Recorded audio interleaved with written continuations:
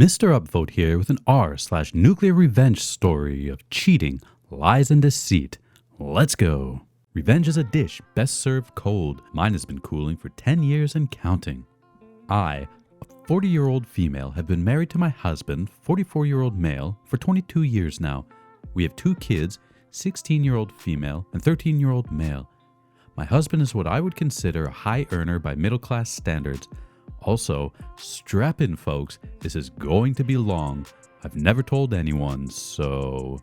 10 years ago, and by complete coincidence, I found out that my husband has been cheating on me, with men, and from before we got married. We live in a smallish town in the south of the USA. Him coming out as gay will have consequences. I believe that is the only reason he has not come out to anyone.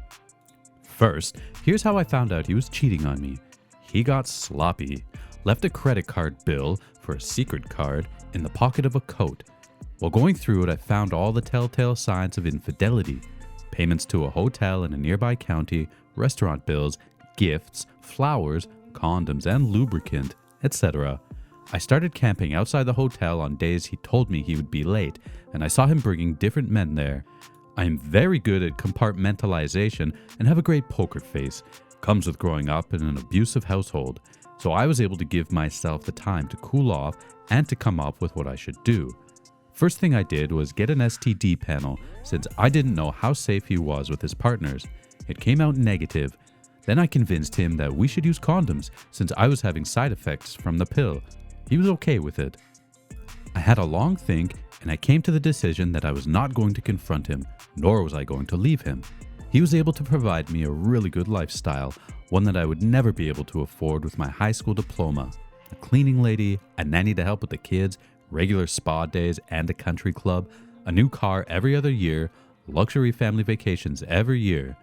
He was a good dad, a good partner, the cheating aside, and really good in bed. But I was not going to let him have a single guilt-free week in his life.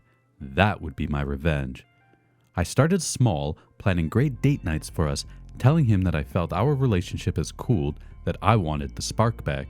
Then I would sometimes slip into conversation some tea about a cheating husband, a gasp gay man that has been using his poor wife as a beard, complimenting the only gay couple we know for having the courage of being real men who are out and proud of themselves. On the other hand, I would praise him as the perfect husband to anyone and everyone, especially if he was in earshot. The amount of guilt gifts I got was astounding. The man was even sending me flowers weekly. It continued the same way for years. I could literally see how much it was weighing on him. Me? Well, my parents were part of a commune with the concept of free love. I was the same. I just considered myself in an open marriage. It seems that cheating is easier to ignore if you are not that big on monogamy in the first place, and my husband was keeping me satisfied, so I felt no need to find a partner of my own. Then, 4 years ago, I guess he met the love of his life. He started seeing just the one guy. I was seriously thinking of ending the whole thing, especially since I have started a business by then and was able to bring in enough money to support myself and my kids while maintaining my lifestyle. But then he went and introduced a side piece to us. He brought him into our house, introduced him to our kids, and that was enough for me to keep tormenting him. Apparently, he was a new friend he met while golfing. He started hinting at moving to another state, one where it would be easier for him to come out. I refused. I told him that my business was here, and I was not going to start over in another state. Also, the kids had their friends and extended family here. It would be unfair to uproot them. Then he started trying to start arguments. I guess he wanted us to fight, then for me to ask for a divorce. I just stopped all those arguments in their tracks. I would just agree with whatever he said. He was right, I was wrong, and to make it up to him, how about a nice dinner and some great sex? He hated that. I knew from spying on his phone that having sex with me felt like cheating on his boyfriend. The audacity of this man. I also knew that his boyfriend was pressuring him to leave me almost every day. He was stuck between a rock and a hard place. He started drinking, and when it got too heavy, that was when I decided that enough was enough. I wanted to ruin his life, not his health. Also, I grew up with an alcoholic father and did not want that for my kids. So I gathered all the evidence of his infidelity over the last 9 years, photos with different men, conversations, his Grindr profile, even though he no longer had one. Everything. Then I hired a divorce attorney and mailed the evidence to his employer. He has a morality clause in his contract, and adultery breaks it. All his relatives, including his parents, as well as our church. His, actually. I was never big on religion like him. It was like a bomb exploded. He was fired. The congregation turned on him for cheating, not for being gay. Let's keep that straight. I would never allow my kids to be a part of a church that discriminated against their father, even if he was not out. His parents wouldn't take him in after I kicked him out, and he was shamed publicly. Gotta love that small town gossip mill. And the cherry on top? His boyfriend was run out of town, and he couldn't follow him because he wanted to fight for custody of our kids. Now, almost a year later, I am a free woman. I got to keep the house, my car, and my business. He got 75% of the retirement and investment accounts, but he won't be paying alimony. I got full custody. He got visitations. I also got child support. He had to move 6 hours away to find a job. Couldn't put the last job he worked at his whole life as a reference. His relationship with his family is rocky. His reputation in town is ruined, so he can't move back anytime soon.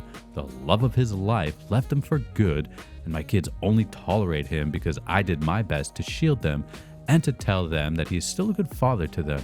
I also made sure to treat him politely, never talked bad about him, and had a lengthy talk about how their father being gay is okay, it's who he is, and that was not his fault, that the only wrong thing he did was hiding it from me. So I guess the result of his cheating was years of guilt, followed by a ruined life. And let's make something clear, I am not the good person in this story. We were both bad. I am not here trying to get pats on the back or to be told that I did well. I know that what I did was messed up. I am here because I wanted to tell someone, and I can't do that in real life. I feel bad that your husband felt he couldn't come out earlier in his life and live a fulfilling life being who he is. But what he did to you and your family was horrible. I completely understand why you did what you did, and I wish I could say I would have had the patience to do the same.